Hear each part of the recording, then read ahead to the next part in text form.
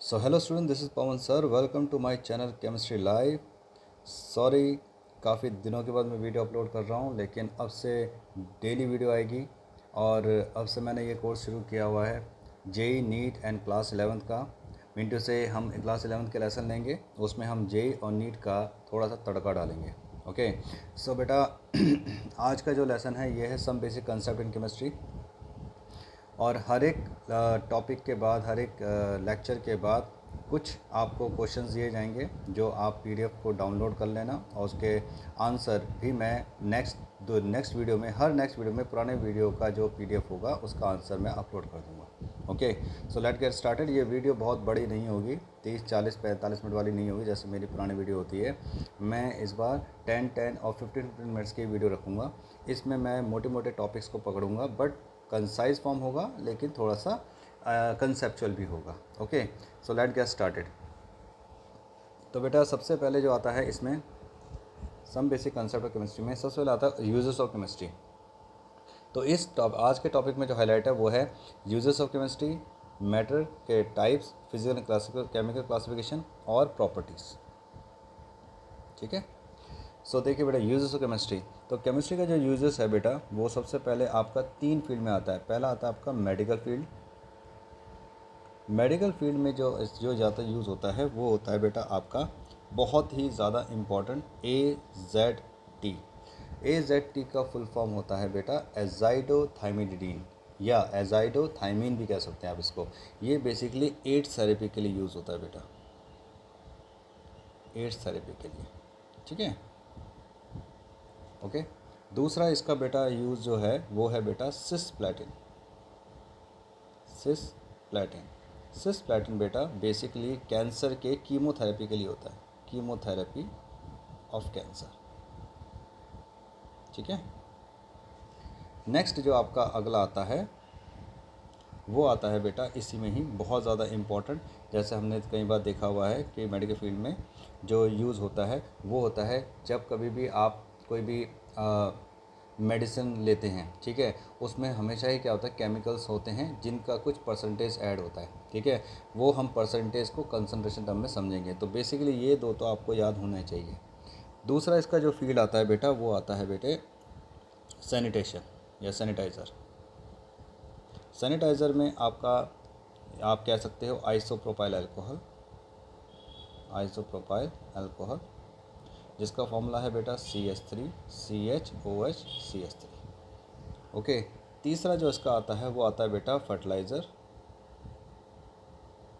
Fertiliser basically क्या होते हैं NPK टाइप होते हैं। NPK मतलब नाइट्रोजन, फॉस्फोरस और पोटेशियम। इनमें बहुत ज़्यादा इंपॉर्टेंट है बेटा ammonium sulphate, urea. Okay, this is ammonium sulphate NH4 whole twice SO4 and urea NH2CO NH2। Okay, NPK होते हैं कोई भी फर्टिलाइजर जिसमें नाइट्रोजन, फॉस्फोरस और पोटेशियम हो। ओके, नेक्स्ट जो आपका इसमें आता है वो आता है बेटा food preservative. Food preservative chips के अंदर नाइट्रोजन होता है, लेकिन बेसिकली जो फूड प्रिजर्वेटिव आपका यूज़ होता है फूड को प्रिजर्व करता है काफ़ी दिनों तक ताकि माइक्रोबियल ग्रोथ ना हो पाए, वो है आपका sodium benzoate. Formula is C6H5COONe। okay, so this is the use of chemistry. Now come to the very important part, matter. Now what is matter? See we all know that कि matter कोई भी ऐसी चीज़ होती है जिसका कुछ मास होता है और कुछ स्पेस वो ऑक्यूपाई करता है। सबसे पहले आपको यहाँ पे दिमाग में रखना पड़ेगा कि स्पेस का मतलब क्या होता है, वॉल्यूम। जो 3D जो भी एरिया होता है उसी को हम क्या कहते हैं, स्पेस कहते हैं। Okay, so when ever someone ask what is the meaning of space, it simply means volume.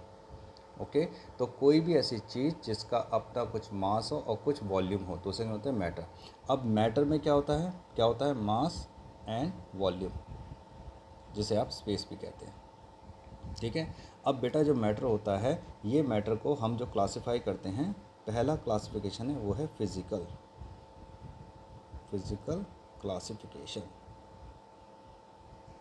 Physical classification में बेटा आपका जो आता है वो आता है सॉलिड, लिक्विड गैस, दो और हैं प्लाज्मा और Bose-Einstein condensate. Okay, solid liquid gas के बारे में आपने कई बार सुना भी होगा, पढ़ा भी होगा कि इसमें मॉलिक्यूल बहुत ही टाइटली पैक होते हैं। ओके, इंटरमॉलिक्यूलर स्पेस बहुत कम होता है, इंटरमॉलिक्यूलर फोर्स ऑफ अट्रैक्शन बहुत ही ज़्यादा होता है। लिक्विड में क्या होता है कि स्पेस थोड़ा सा ज़्यादा होता है और फोर्स थोड़ा सा कम होता है as compare to solid. Gas में क्या होता है, स्पेस बहुत ज़्यादा होता है, फोर्स बहुत ही कम होता है एज़ कम्पेयर टू सॉलिड। ठीक है, अभी हम और प्लाज्मा पे आते हैं, बीसी पे आते हैं। पहले इन तीनों को ध्यान से समझो। देखो, अगर कोई बोलता है आपसे कि सॉलिड के अंदर स्पेस नहीं है, क्यों? क्योंकि फोर्स ऑफ अट्रैक्शन बहुत ज़्यादा है। अट्रैक्शन ज़्यादा होगा तो स्पेस बिल्कुल नहीं होगा, number one. Number two, space ना होने की वजह से मॉलिक्यूल आपस में वाइब्रेट नहीं कर सकते, मूव नहीं कर सकते, इसलिए ये क्या होते हैं, रिजिड होते हैं। ओके, नंबर थ्री, क्योंकि वो रिजिड होते हैं, अपनी जगह से नहीं हिलते, इसलिए इनका फिक्स वॉल्यूम और फिक्स शेप होता है। ठीक है, जबकि लिक्विड के अंदर आप ध्यान से देखो तो इसके बीच में स्पेस है। स्पेस का मतलब ये थोड़ा से वाइब्रेट कर सकते हैं, मूव कर सकते हैं, इसे लिक्विड में मोबिलिटी प्रॉपर्टी होती है। ओके, क्योंकि ये मूव कर सकते हैं इसलिए इनका जो वॉल्यूम होता है, क्योंकि स्पेस इतना फिक्स है, इसका थोड़ा सा ज़्यादा होता है, इससे ज़्यादा होता है, लेकिन फिक्स होता है, इससे वॉल्यूम फिक्स होता है, बट शेप फिक्स नहीं होता। क्योंकि स्पेस है ना, मूव कर सकते हैं, किसी में एक जगह मूव करेंगे, लेकिन वॉल्यूम फिक्स होगा, शेप नहीं होगा। लेकिन यहाँ तो ना तो स्पेस बीच में जो डिस्टेंस है वो फिक्स है, ना ही इनका फोर्स वीक और फोर्स स्ट्रॉन्ग है, तो इसलिए ना तो इसका फिक्स वॉल्यूम होता है, ना ही फिक्स शेप होता है। तो इन दोनों में क्या होती है, फ्लूइडिटी होती है बेटा। ठीक है, ओके। तो अगर मैं इंटरमॉलिक्यूलर फोर्स के हिसाब से अरेंज करूँ तो सबसे ज़्यादा फोर्स इसका होता है। अब आते हैं प्लाज्मा। प्लाज्मा क्या होता है, कोई भी ऐसा, जब किसी गैस को आप बहुत हाई टेम्परेचर पर हीट करते हो तो होता क्या है, जैसे ये मान लो ऑक्सीजन गैस है, मैंने इसको हीट किया तो ये बनाएगा O2 प्लस और इलेक्ट्रॉन, यानी एक बना गैसियस कैटाइन और एक इलेक्ट्रॉन। इस स्टेट को हम कहते हैं प्लाज्मा। जब आप एक सिस्टम लेते हो जिसमें बहुत सारे गैस है, उसको हाई टेम्परेचर पर हीट करते हो तो बहुत सारे गैस मॉलिक्यूल अपने कैटाइन में, मतलब पॉजिटिव आयन में कन्वर्ट हो जाता है और इलेक्ट्रॉन को लूज़ कर देता है। इस तरह से एक सिस्टम जनरेट हो जाता है जिसमें पॉजिटिव चार्ज गैसेस आयन और इलेक्ट्रॉन होगा, जिसे हम कहते हैं प्लाज्मा। ओके, वहीं पर किसी भी गैस को जब बहुत लो टेम्परेचर पर रखा जाता है, बहुत लो टेम्परेचर पर रखा जाता है, तो क्या होता है, वो मॉलिक्यूल बहुत पास पास आने लग जाते हैं। देखिए, कोई भी गैस जब पास आएगा तो ऑब्वियसली लिक्विड, फिर वो सॉलिड बनेगा। Now you can see in case of solid there is a point of contact, but when it come very close there is a line of contact, and this line of contact result in the fifth state of matter, what we call BEC, Bose-Einstein condensate. Okay, तो ये बहुत ही ज़्यादा important property है। Now next जो उसमें आता है आपका, इसी का ही वो आता है क्या, कि जब आपने ये तो फिजिकल हुआ देख के जो होता है, एक होता है केमिकल क्लासिफिकेशन। देखिए, केमिकल क्लासिफिकेशन में क्या होता है, सॉल्व जो मैटर होता है उसके दो स्टेट होते हैं, दो टाइप। एक होता है प्योर और एक होता है इम्प्योर। इम्प्योर का ही दूसरा नाम होता है बेटा मिक्सचर। ओके, प्योर में आपके दो पार्ट आते हैं, एक आता है आपका एलिमेंट और एक आता है बेटा आपका कंपाउंड। ठीक है, प्योर की कंडीशन ये होती है कि इसका कंपोजिशन फिक्स होता है, फिक्स्ड कंपोजिशन, जबकि इसका नहीं होता, नॉट फिक्स्ड कंपोजिशन। ओके, और इसमें आपका बेटा दो आता है, एक होता है होमोजीनियस और एक होता है बेटा हेट्रोजीनियस। ठीक है, ओके। तो एलिमेंट क्या होता है, देखिए कंपोजिशन फिक्स का मतलब क्या होता है, जिससे वो बने हैं वो फिक्स्ड होगा। इसमें क्या क्या आ सकता है, जैसे वाटर, वाटर का कंपोजिशन फिक्स है। वाटर आप किसी भी स्टेट पर पकड़ो, सॉलिड, लिक्विड या गैस, उसका फॉर्मूला क्या रहेगा, H2O, यानी कि 2H और 1O रहेगा। ठीक है, तो वो हो गया आपका प्योर। इम्प्योर मतलब कंपोजिशन फिक्स नहीं होती, जैसे आपको मैंने कहा कि शिकंजी बनाइए तो दैट इज़ इम्प्योर कंपोजिशन। आप अपने घर में कुछ और शिकंजी जैसे बनाएंगे, किसी और के घर में पियेंगे, वो डिफरेंट होगा, कंपोजिशन डिफरेंट रहेगी, कोई ज़्यादा चीनी लेगा, कोई कम चीनी लेगा, कोई ज़्यादा नमक लेगा, कोई कम नमक लेगा। लेकिन अगर वहीं पर आप वाटर की बात करो, जो हर घर में जो वाटर आएगा उसका फॉर्मूला क्या होगा, H2O, कंपोजिशन फिक्स। ओके, अब ये जो होता है इसमें प्योर में आता है एलिमेंट। एलिमेंट वो होता है जिसमें एक ही तरह का सब्सटेंस होता है, only one kind of matter, एक ही तरह का पार्ट, एक ही तरह का सब्सटेंस, एक ही तरह का मैटर होता है, जैसे कि आयरन, कैल्शियम, कॉपर। ओके, जबकि कंपाउंड में क्या होता है, more than one kind of matter, एक से ज़्यादा तरह के मैटर होंगे या एटम भी कह सकते हैं। ओके, नाउ इसमें आता है आपका NaCl, वाटर, जो भी ये पढ़ा हमने।